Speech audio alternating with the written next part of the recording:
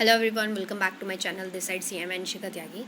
और आज के हम इस अपनी वीडियो में डिस्कस करने वाले हैं CBDT का एक सर्कुलर है जिसका सर्कुलर नंबर है सर्कुलर नंबर 10/2020 जो 24 अप्रैल 2020 को दैट इज़ मंडे को रिलीज़ हुआ है। इस ऑर्डर में इन्होंने क्या बोला है मैं आपको ऊपर से बता देती हूँ कि क्या है, फिर इसके बाद हम अंदर जाके इन डिटेल पढ़ेंगे। इस ऑर्डर में बेसिकली उन्होंने लिखा, इस सर्कुलर में बेसिकली उन्होंने बोला है कि जो टैक्स ऑडिट रिपोर्ट का जो फॉर्म था, फॉर्म 3CD, उसमें दो क्लॉजेस को ऐड किया गया था 2018 में। 2018 में दो क्लोजेस, नए क्लोजेस ऐड करे गए थे। क्लोजेस, एक था क्लोज नंबर 30C, एक था close number 44। Close number 30C में आपको डिटेल देनी होती थी, जनरल एंटी अवॉइडेंस एग्रीमेंट्स अगर आपने कोई कराया था उसके बारे में आपको डिटेल देनी होती थी।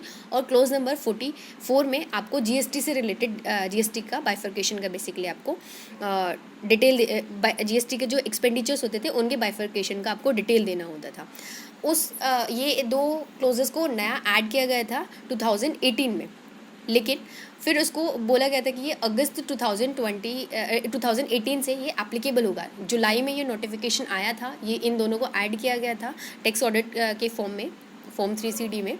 बाद में उसको बोला गया था कि अब अगस्त 2018 से ये जो नोटिफिकेशन है वो एप्लीकेबल हो जाएगा, लेकिन फिर इसको मतलब कि सस्ते में डाल दिया। फिर जो ये एप्लीकेबिलिटी, इसको एप्लीकेबल नहीं किया गया। फिर बोला गया 31 मार्च 2019 तक ये इसको डेफर कर दिया गया, उसके आगे ये एप्लीकेबल होगा।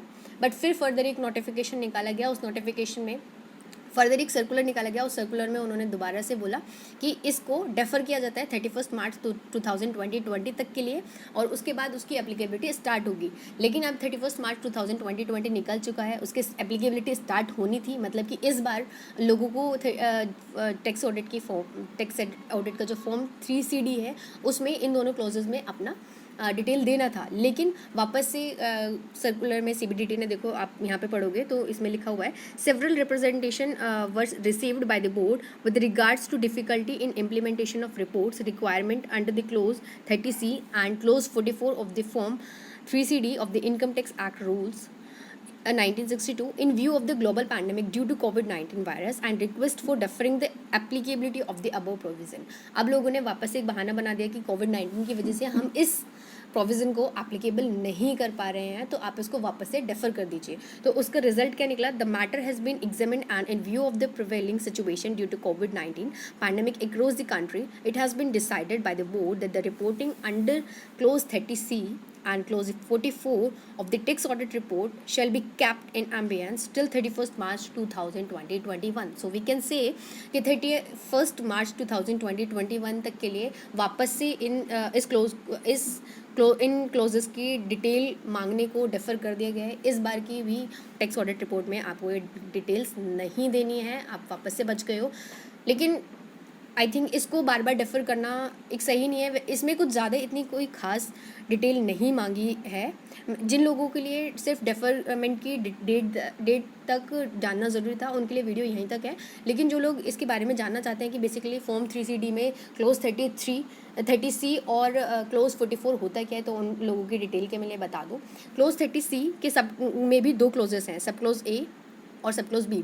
तो सब क्लोज A में सिर्फ आपको ये बताना होता है कि आपने कोई पिछले साल में जो जिस पर टैक्स ऑडिट एप्लीकेबल है, उन्होंने पिछले साल में कोई एंटी इम्परमिसिबल अवॉइडेंस एग्रीमेंट तो नहीं किया है। अगर किया है, अगर इसका आंसर येस है, तो आप फिर जो क्लोज B है, सब क्लोज B है, उसमें आपको अपना उस इम्परमिसिबल अवॉइडेंस एग्रीमेंट का नेचर बताना है।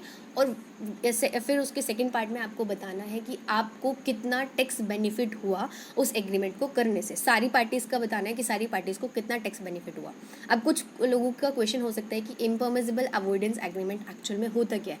तो इम्परमिसिबल अवॉइडेंस एग्रीमेंट बेसिकली एक अरेंजमेंट है जिसका मेन पर्पस टैक्स बेनिफिट लेना होता है, और हम कह सकते हैं कि वो आर्म्स लेंथ प्राइस पर एग्रीमेंट नहीं होता है, जिसको हम ये भी कह सकते हैं कि एक टाइप से टैक्स इवेजन है, चाहे डायरेक्टली हुआ हो चाहे इनडायरेक्टली हुआ हो। तो ये एक गलत है। तो इस वजह से गवर्नमेंट चाहती है कि जो एसएससीज हैं, जो एंटिटीज़ हैं, वो इस चीज़ को डिस्क्लोज़ करें अपने टैक्स ऑडिट रिपोर्ट में। सो ये छोटी सी डिटेल लोगों से मांगी गई थी, बट वापस से इसको लोगों ने एप्लीकेशन लगा के या फिर उनको बार बार बोल के कि हमें डिफ़िकल्टी हो रही है इसको अप्लाई करने में, इसको एप्लीकेबल करने में, तो वापस से इसकी डेट को एक्सटेंड करा लिया है। अगर हम अब बात करते हैं कि जीएसटी का, बेसिकली इसमें जो क्लोज 44 की बात की है, क्लोज 44 में आपको सिर्फ और सिर्फ जीएसटी के जो टोटल एक्सपेंडिचर्स होते हैं उनका ब्रेकअप आपको देना होता है। गवर्नमेंट ने सिर्फ इतना सा मांगा है कि क्लोज 44 में आपको जितने भी एक्सपेंडिचर हैं उनका आपको ब्रेकअप देना है। सिर्फ ये दो क्लोजेस को ऐड किया गया था। ये पूरी डिटेल मैंने आपको दी थी। इसकी डेट एक्सटेंड हो गई है वापस से। इस बार की जो टैक्स ऑडिट रिपोर्ट है वापस से उसमें आपको ये क्लोजेस को इन दोनों क्लोजेस में डिटेल देने की ज़रूरत नहीं है। अगर आप देना चाहते हो तो बेस्ट है, नहीं देना चाहते हो तो ठीक है।